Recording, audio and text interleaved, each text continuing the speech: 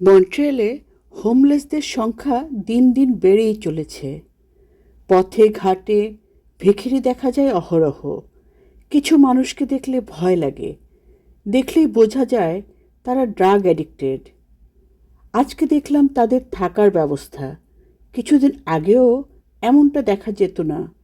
রাস্তার পাশে তারা তাঁবু খাটিয়ে থাকা শুরু করেছে। অবাক হয়ে মন্ট্রিয়েলের বস্তি দেখলাম। মন্ট্রিয়েলে হোমলেস এত ছিল না। তারা কেন এমন করে? তারা কি আসলেই হোমলেস? অথচ তারা সারা শরীরে ট্যাটু করছে, নাক কান থেকে শুরু করে সারা শরীরেও রিং লাগাচ্ছে, আবার ড্রাগসও নিচ্ছে।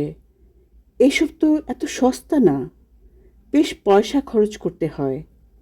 তারা এই পয়সা কোথায় পায়?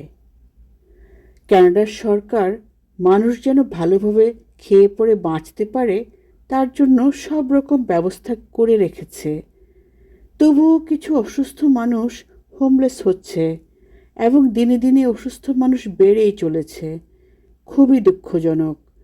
সরকার এ ব্যাপারে কঠিন পদক্ষেপ না নিলে এটা মহামারী আকার ধারণ করবে। উন্নত বিশ্বে এমনটা হওয়া উচিত নয়। চোখের সামনে এমন দেখতে ভালো লাগে না। মন্ট্রিয়েলে মানুষ বাড়ছে, গাড়ি বাড়ছে, সাথে বাড়ছে কিছু অসুস্থ মানুষ।